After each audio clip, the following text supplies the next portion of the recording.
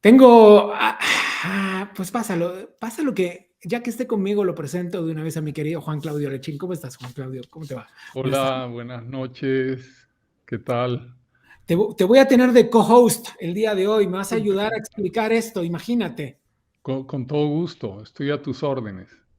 Estuviste tú, al igual que yo, la semana pasada, fuiste uno de los invitados y uno de los oradores en este foro, y tu presentación sobre la penetración del modelo, sobre los riesgos que implican y sobre la forma en la que está expandiéndose en Latinoamérica dejó con la boca abierta más de uno. Te propongo que arranquemos pues a hablar de esto y que recorramos un poco juntos este resumen que quiero hacer contigo. ¿Te parece que revivamos el momento de quien desde Venezuela, María Corina Machado, decía estas palabras? Con todo gusto.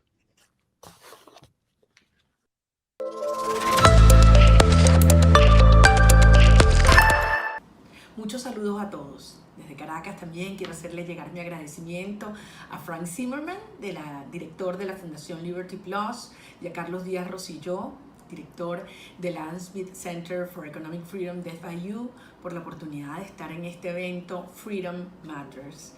Y si algún país y una sociedad sabe lo que vale la libertad, es precisamente Venezuela y los venezolanos. Nuestra nación, con todos los recursos y con una larga cultura democrática, que hoy en todos los indicadores de libertad, desarrollo, corrupción, instituciones, está en último lugar en el mundo. Está en último lugar en Estado de Derecho, según el World Justice Project, en el último lugar en libertad económica, según el Instituto Fraser, y en la posición 151 de 167 países en términos de democracia medidos por The Economist. Venezuela, que ha tenido todo para convertirse en una nación próspera de oportunidades, pero que ha expulsado a sus hijos, a sus ciudadanos, producto de un régimen que de manera sistemática e intencional acabó con las libertades.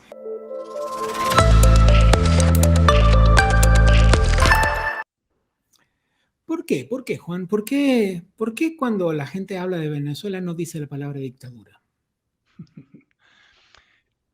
Yo creo que en líneas generales el demócrata habla con el ideal democrático, de tal manera que muchas veces no se refiere a la realidad, sino al ideal. Entonces se refiere a sí mismo como un portador de las ideas democráticas, cuando en realidad tendría que referirse a la realidad. Y la realidad señala que no solamente es una dictadura, es más que una dictadura. El comunismo, como se ha dado en llamar en América Latina el socialismo del siglo XXI, que es una permutación de nombre, es la desinstalación de la república para instalar el país en otro bloque, en un bloque en el pasado era la Unión Soviética y hoy es China y Rusia. O sea, es como si a uno le cortan papá, mamá, hermanos, memoria y te reinstalan en otra memoria con otros papás, en vez de ir a llevar a tus hijos a Disney World, los llevas a Moscú, ¿no es cierto? O a Pekín, a ver, no sé, unas marionetas chinas. O sea, todo te van desinstalando en ese proceso que es mucho más que una dictadura. El comunismo es algo más atroz. Sin embargo, y de alguna forma misteriosa, y apelando a tus dotes de escritor, quiero que me ayudes a entender esto. ¿Cuál es esa forma misteriosa en la que han conseguido un relato que se está vestido de pies a cabeza de ideales y que parecen, no parecen, ocultan por completo las realidades de estos países, de Venezuela, de Nicaragua, de Cuba, pero además no solo lo ocultan, hacen de cuenta que no existe y de alguna forma extraña, pues tiene éxito. Sí. Mira, yo estudio este modelo hace muchísimos años. Lo estudié de joven a favor. Yo era proclive al comunismo, era marxista Señoras y después de señores, que encontrar. pase el arrepentido. No estoy arrepentido porque en realidad yo siempre pensé cuál era la mejor vía para solucionar el problema de los pobres. Y en aquella época la oferta era el marxismo. Con el tiempo uno se da cuenta de que uno ha sido engañado. No es que te has arrepentido, sino que has sido engañado por una ilusión adolescente, por una ilusión. Y aquí viene la explicación a tu pregunta, ¿no? Yo creo que el comunismo tiene virtudes extraordinarias, perversas, no digo virtudes humanas positivas, digo virtudes, fortalezas negativas muy importantes. Ellos utilizan el inconsciente religioso de las colectividades. Utilizan el caudillo mesiánico, utilizan la llegada a un paraíso terrenal, que es el comunismo, donde todos seremos hermanos, la igualdad. Hablamos de figuras como Fidel o como Chávez, Sí. ¿no? Hablamos. O sea, mesiánicas, pero construidas a sí mismas en salvadores. Sí. El Mesías tiene como tarea la redención. O sea, el Mesías viene a redimir los males de los pueblos. Entonces, claro. Hitler también era un caudillo anciano. Por eso es un error cuando diferencian a los comunistas de los fascistas. Son lo mismo, buscan el poder absoluto y manipulan el sentimiento colectivo como me manipularon a mí cuando tenía 15, 16 años. Fíjate, vamos a hablar un poco de qué arroja como resultado eso. Para meternos en ese tema, veamos el video, por favor, de María Corina Machado. María Corina es una de las líderes de oposición en Venezuela más connotadas. Veamos lo que dice, lo que dijo además en el foro. Claro.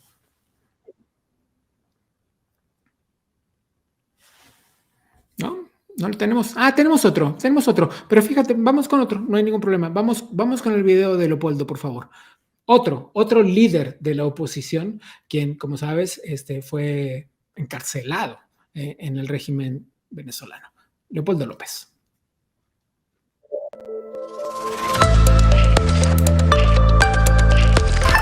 Thank you to FIU, to the Adam Smith Center for Economic Freedom, and to the Liberty Plus Foundation for inviting me to share some thoughts about Venezuela.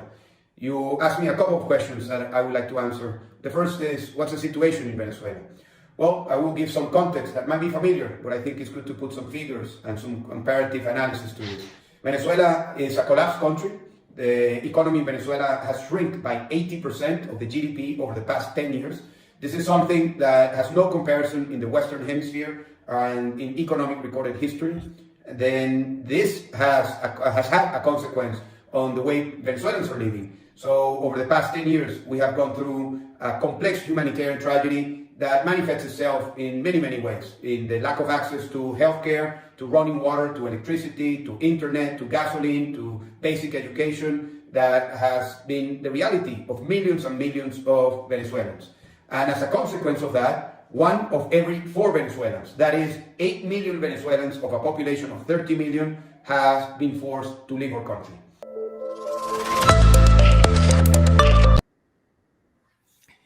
¿Te diste cuenta del escenario que plantea? ¿Te diste cuenta de lo tremendo? Es la desolación misma. Pero ahora es estándar en el comunismo. O sea, Leopoldo, entiendo, como entiendo a todos los venezolanos, yo he vivido a Venezuela, he llorado a Venezuela, todavía la lloro. Pero el efecto es un efecto estándar del comunismo. Los soviéticos construyeron una represa y se llevaron 5 millones de personas en la construcción de esa represa. Los cubanos han exilado 2 millones de personas. Han generado en América Latina Fidel Castro, en las guerras de liberación nacional, solamente entre Nicaragua, Salvador y Guatemala ha generado 500,000 de muertos. Cuba, que era la joya de los años 50 de la colectividad latinoamericana, tenía 90% de alfabetos, más que Uruguay, que era el país más moderno y más culto de América Latina. Es hoy una ruina. O sea, donde llega el castrismo y donde llega el comunismo, convierte todo en ruinas. Esa es una característica estándar. Por eso hay que mirarlo como un proyecto militar. Las dictaduras pueden ser dictaduras de varios tipos. Estos son modelos político-militares de desinstalación de los países de Occidente. Sabes que justo al comienzo del programa hablaba de esto, del modelo de militarización, sobre pretexto de muchas cosas. Claro. En el caso de México, los han puesto no solo a las tareas de seguridad, muy respetables y muy necesarias, por supuesto, muy necesarias, sobre todo en un país como México, ¿no? Con el crimen organizado como está.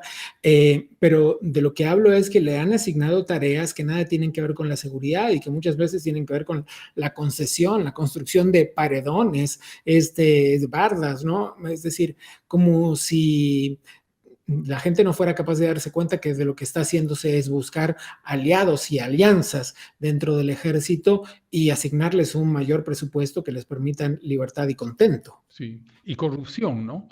En general, lo que han hecho en Bolivia y en otros países es sacar generaciones del generalato y ascender a los que todavía les faltaban muchos años para llegar a ser generales, de tal manera que le van a deber al presidente o al modelo ese ascenso y los van dotando de niveles de corrupción, manejo de instituciones, compras. Entonces, es un modelo muy inteligente, es un error pensar que son unos imbéciles y ellos hacen todo lo posible para dar la impresión de que son unos tarados. Entonces, esa impresión es para que uno se ría, baje la guardia y no te pongas en una decisión lúcida, clara, sistemática de sacar este proyecto tan nefasto para las colectividades, ¿no? Para los pueblos, para la república, para el avance de la ciudadanía del pueblo, ¿no? Sin duda. ¿Sabes quién es Néstor Carbonell? Sí, Por sí, supuesto sí, que sí, sabes. por supuesto. ¿Quieres presentarlo tú?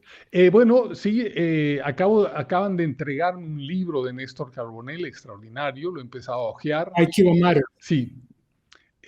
¿Por qué importa Cuba? ¿Por qué importa Cuba?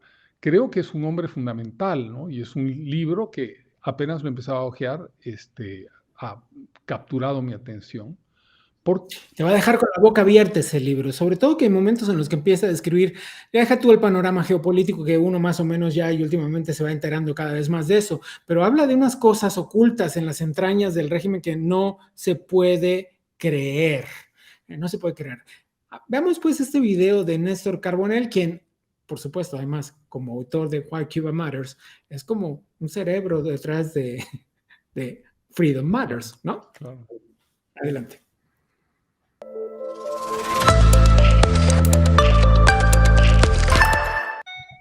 Good morning, everyone. I'm pleased to join you today, albeit via Zoom opening remarks about the major challenge of our times, posed by powerful and ruthless adversaries in their quest for global dominance. I'm referring, of course, to the nefarious axis of China and Russia, along with Iran, North Korea, and drug and human trafficking cartels. Their threat is not limited to Ukraine and Taiwan.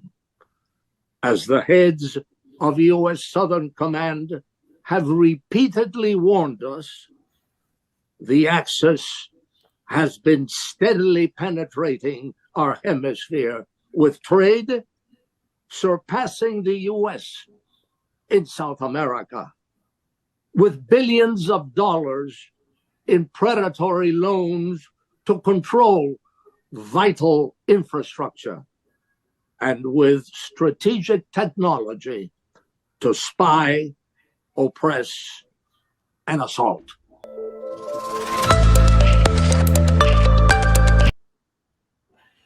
Si uno no tuviera la información que tiene, si uno no leyera los periódicos, creería que todo esto suena como descabellado, es decir, esta tremenda incursión castrochavista, este asalto a las instituciones, esta incursión en tantos países, suena como de locos, Juan Claudio. Sí, sí. Bueno, a mí sistemáticamente me han condenado en la academia, la intelectualidad, no solamente en Bolivia, en todas partes. En México hice una consultoría y me miraban con cierta ternura, digamos, por no decir, me miraban con incredulidad. Lo que pasa que como la gente verdaderamente no estudia, porque alguien que no, se conforman con aquello que se conoce por vía de la propaganda. Entonces, más o menos se conoce que Cuba tiene educación y salud, mentira, pero se conoce. La OPS está muy perforada por el régimen cubano. Es un trabajo extraordinario, Cuba, el régimen cubano es un enemigo mayor porque actúa como gran imperio siendo una isla pequeña. ¿Cómo lo consiguen? Lo consiguen porque han trabajado sistemáticamente en construir una transnacional político-militar. O sea, la única verdadera industria cubana es ser una transnacional política cubana, político-militar, no ahora, desde el mismo año de la Revolución. Tienen 3 desembarcos en América Latina de soldados. Uno dirá, bueno, eran 200, 300, 400 soldados, pero nadie se invadía en América Latina, o sea, ni con un soldado. El segundo año, el tercero, invaden toda América Latina, Centroamérica, Suramérica, con guerrillas, ¿no? En Venezuela llegaron a haber 1000 hombres con cubanos que coordinaban. Pero esa maduración generada por los soviéticos en un cuerpo como el de Fidel Castro, que tenía fascinación por la guerra, era tanta la fascinación por la guerra de Fidel Castro que tenía una gran admiración por Alejandro Magno, razón por la que él se nombra a sí mismo a los 18 años, cuando lo bautizan, cuando su padre Castro lo inscribe en la notaría, él se autollama Alejandro, porque él antes se llamaba Hipólito. Él se llamaba Fidel Hipólito Ruz, no llevaba el apellido Castro. Pero además, Gabriel, lo interesante es que a 4 de sus hijos los llama Alejandro. Alex, Alexis, Alexander y Alejandro. O sea, porque lo de él era la guerra. Cuando los soviéticos lo detectan, dicen, bueno, pero este es el tipo ideal para nosotros, ¿no?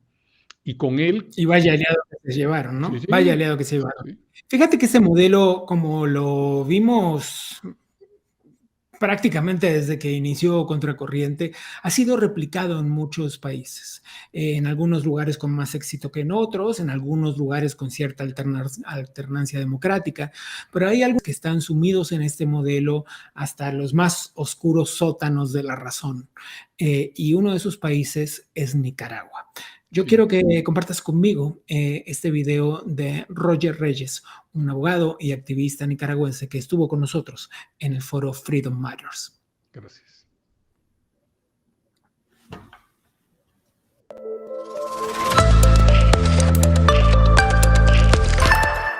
Bueno, el tema es hablar acerca del socialismo en el siglo XXI, pero no podría hablar sin antes hacerle mención qué es lo que está viviendo Nicaragua. Es mi deber, mi responsabilidad de poder ser esa voz de quienes no pueden darla en mi país. Porque en mi país, voy a dar un ejemplo, lo que sucedió hace un par de horas con el ciudadano que ingresó tratando de insultar al expresidente de Colombia. Una persona en mi país que hubiese hecho eso era una persona que iba a tener 1 año y medio, 2 años, 3 años de prisión. No lo podía hacer. Ingresar a un lugar así e insultar en una reunión política a un político que quizás está dentro del sistema del gobierno de Ortega, no iba a salir a como salió él de manera voluntaria y sin ningún oficial. Iba a salir de rastra, iba a salir golpeado y directo a una cárcel. Eso es lo que estamos viviendo en nuestro país de Nicaragua. En la actualidad llevamos más de 50 presos políticos, dentro de ellos profesionales, estudiantes, campesinos, que igual han tratado de querer tener una Nicaragua libre. Más de 50 medios de comunicación cerrados, en el cual el sistema de Ortega impide de que la verdad, de que la realidad pueda ser publicada, pueda ser llevada a la ciudadanía. más de 150 periodistas que fueron obligados por la situación que estamos viviendo en Nicaragua a salir del país. Tengo una periodista nicaragüense que tuvo que salir con su hijo porque simplemente estaba en un medio de comunicación independiente al gobierno. El día 9 de febrero, 222 personas fuimos expulsados de manera inconstitucional de nuestro país, quienes estábamos presos por alzar la voz de Nicaragua. Mi favor, y de corazón les digo, no olviden el país de Nicaragua. En los espacios donde ustedes se encuentren, por favor, les clamo que lleven el nombre de Nicaragua. En los lugares donde se encuentren, lleven el lugar de Nicaragua, lleven el nombre de Nicaragua y logren hablar de que Nicaragua está necesitando de cada uno de ustedes.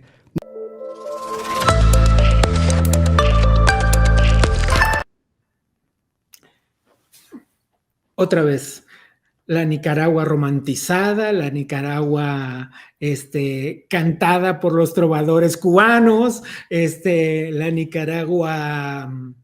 De la niña de Nicaragua. No, la la que Nicaragua murió de amor. que resiste el embate del imperialismo. La Nicaragua de un hijo de puta en el poder que encarceló a los 7 precandidatos a la presidencia que osaban competir contra él.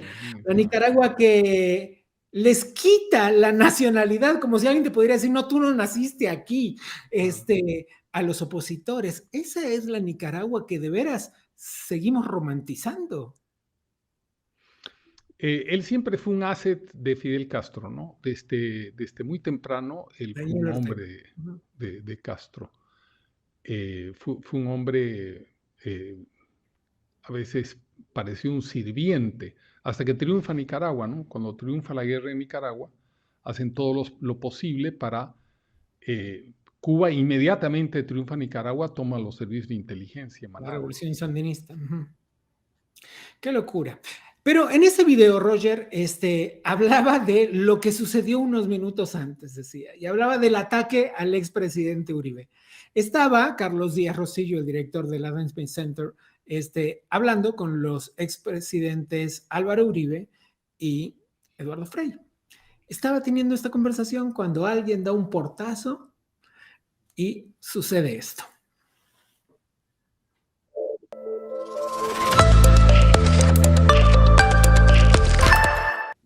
En Chile no hay casa presidencial.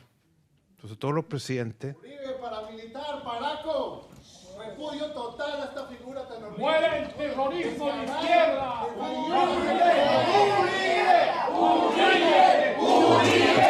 ¿Por qué no lo dejan que discuta conmigo? Déjenlo que discuta conmigo. Perdón. Hay mucha cobardía. No tienen argumentos. Son cobardes. No permiten la discusión. Simplemente macartizan. Invítalos a discutir conmigo. Yo enseguida tengo una clase y me dará mucho gusto que estén allí para no interrumpir este acto y discutir con ellos en esta clase. Es que han cogido un viciecito estimulado por el extremismo de izquierda de Colombia. No, que vengan. Elías. No, déjelo. Invítalo a la clase. Han cogido un viciecito. El viciecito de insultar, de maltratar, de calumniar. El viciecito de no debatir. El viciecito de ignorar los hechos. En todas partes los desafío a que discutan conmigo y eluden la discusión.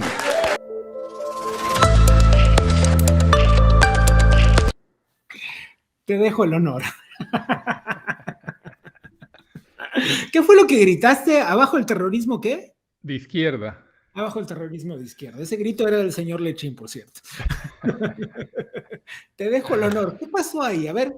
En realidad, tú acabas de decir la palabra correcta. Es la primera vez que escucho la caracterización del hecho en tu voz antes de presentar el video. Tú dijiste ha sido un ataque. Todos dijeron es una protesta, otros dijeron, el presidente, incluso Uribe dijo, vamos a discutir, y en realidad el tipo no fue a discutir, el tipo fue a realizar un ataque. Exacto. Ahora, no es Dijo un que ataque no con fue una un ataque físico. ametralladora, Exacto, no es un pero fue un ataque ataque.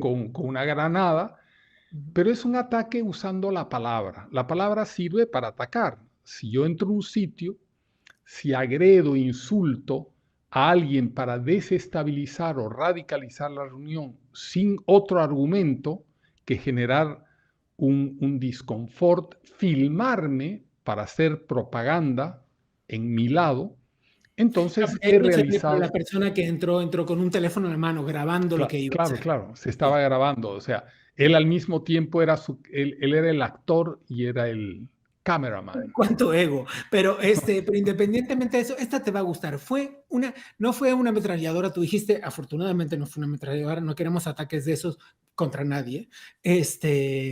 Pero fue una bomba lingüística, Juan Claudio. Claro, por supuesto. Ahora, lo interesante es leer que se trata de un militante que está siendo entrenado.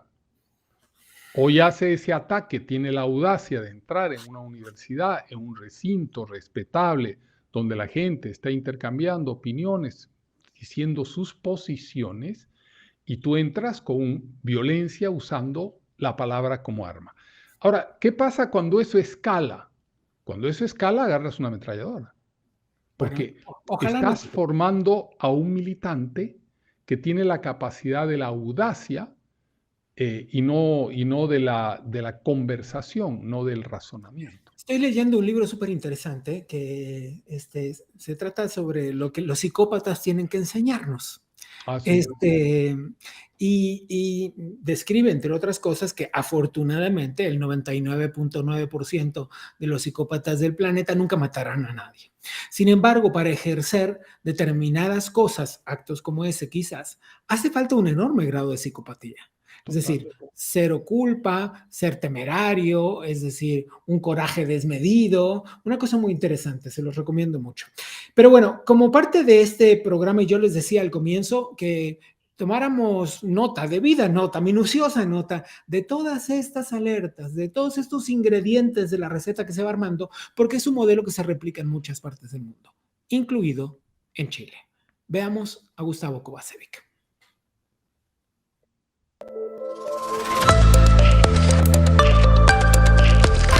Estamos en presencia de una guerra asimétrica porque tenemos de baja intensidad, agregaría yo, donde Cuba básicamente y sus aliados nos siguen destruyendo, mientras en general la clase política, por lo menos la de Chile, no tiene idea de lo que está pasando y solo en una mínima proporción, 10, 15, 20%, están como bien al tanto, liderado por algunos filósofos y estudiosos muy importantes como Axel Kaiser y otros, que junto con Gloria Álvarez y otros personajes han estado levantando esta preocupación en América Latina. Pero en general no está en la preocupación de la clase política. Entonces tenemos un ejército bien organizado, con recursos casi ilimitados, podríamos decir, que tiene todos los agentes que vimos en la mañana en el cuadro de María. Y nosotros en Chile no tenemos ni siquiera una dirección de inteligencia funcionando. Entonces, ese es el primer punto. Lo segundo, que lamentablemente yo no soy optimista para nada, como decía mi expresidente Eduardo Frei, de que la solución está en juntarse, porque aunque lo sea, no va a pasar. Son demasiado distintos nuestros países. Chile surgió de las cenizas mediante tratados bilaterales y en algunos casos multilaterales, pero esencialmente el éxito económico de exportación de Chile estuvo basado, en definitiva, en buscar los mejores acuerdos con distintos países. A la hora que seguíamos en el Pacto Andino y en otras entelequias, estaríamos muy mal.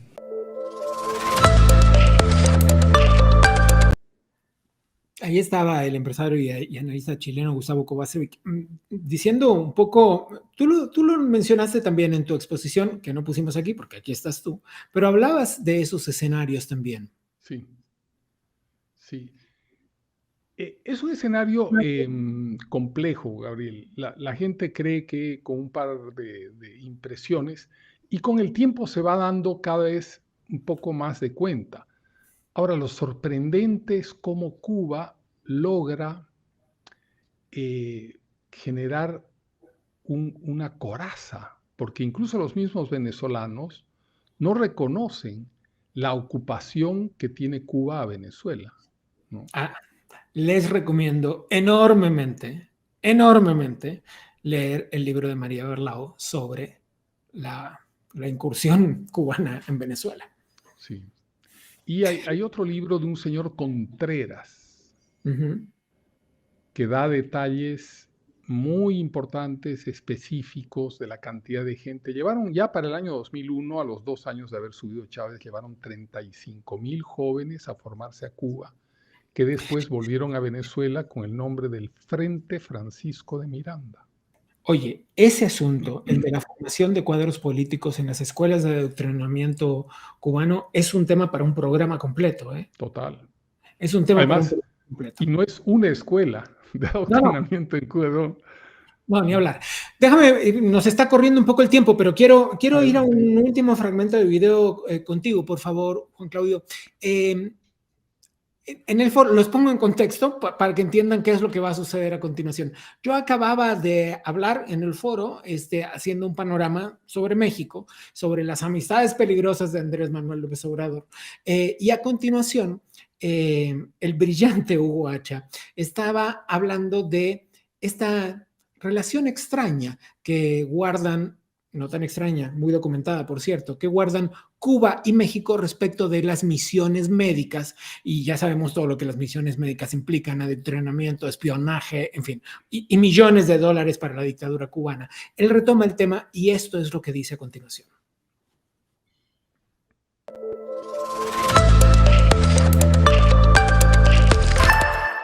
México es firmante del Tratado de Libre Comercio entre Estados Unidos, México y Canadá, por sus siglas en inglés USMCA. Solamente en la balanza bilateral, esta relación le significa a México y a los mexicanos un ingreso neto de 333 billones de dólares. ¿Vale la pena que en aras de una maroma ideológica el gobierno de México ponga en riesgo esto que está expresamente prohibido en el texto de ese tratado para enviarle unos cuantos millones de dólares a esas amistades peligrosas en La Habana? El tema, vuelvo a repetir, nos tiene que impulsar un poco más allá. Porque cuando nosotros escuchamos a López Obrador o escuchamos a Luis Ignacio Lula da Silva, tenemos que darnos cuenta que están diciendo, solo cambiando el tono de la voz, lo mismo que nos está diciendo Alexander Dugin, ideólogo de la Rusia de Putin. Nos están diciendo lo mismo que dicen Wang Sansui y Guo Liang, que son los mentores de la guerra irrestricta, eje de la doctrina estratégica china, y nos están diciendo lo mismo desde el país más pequeño al más grande. Es muy difícil mantener un estándar de principio y moralidad. Hay gigantes geográficos que son enanos morales. Un país de 3 millones de habitantes que se llama Lituania fue capaz de derribar a la Unión Soviética. Reconocido, por cierto, y para preservar su democracia, por un país de 300.000 habitantes que se llama Islandia. Y al mismo tiempo estamos hablando de las 3 mayores democracias del hemisferio occidental, haciéndole el trabajo sucio a los regímenes más nefastos, corruptos y violadores de derechos humanos de la historia reciente de la humanidad.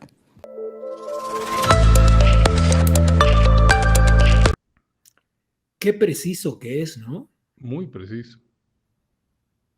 Sí, parece cirujano. Parece docente, caray. Es muy preciso, es muy preciso. Porque además, si agarras cada frase de él, puedes sacar La guerra irrestricta, es un texto que produjeron 2 coroneles chinos en 1999, y es todo el proceso de este tipo de guerra que se está produciendo hace más de 30 años, que es la guerra de baja intensidad. ¿Qué tal? Entonces, cada cosa puede sacar, tiene abajo un iceberg, él va diciendo picos de iceberg, entonces puedes leer adentro, que adentro hay un contenido inmenso, ¿no? Esta guerra de baja intensidad de la que hablas, esta guerra irrestricta contada desde el presente, es quizá la guerra más larga de la historia de la humanidad. Sí, y yo bueno, ya me estigmatizan por ser anticastrista, pero yo creo que uno de los grandes genios, yo sé que a muchos cubanos no les gusta, en la construcción de esta guerra de baja intensidad es Fidel Castro. Cuando se queda solo sin la Unión Soviética, él urde este nuevo tipo de guerra para mantener su aparato militar. Castro tenía un aparato militar extraordinariamente grande para el país que tenía, ¿no? 200,000 soldados llegó a tener Cuba en 1975. Fíjate nada más, el otro día discutíamos sobre la diferencia entre la astucia y la inteligencia. Y tratábamos de etiquetar a Castro, pero eso es tema de otro programa porque hoy ya casi que nos tenemos que despedir de este segmento del programa, aunque continuaremos con más cosas. Juan Claudio, como siempre, es una conversación disfrutable al 1000% contigo y estoy muy agradecido de que me hayas acompañado esta tarde. Muy amable, Gabriel, gracias a ti. Siempre es para mí un honor estar contigo y con toda tu audiencia. Bueno, pues hagamos esfuerzos porque esto se repita. Ojalá. Te abrazo. Saludos a todos. El escritor, el dramaturgo, el analista Juan Claudio Lechín.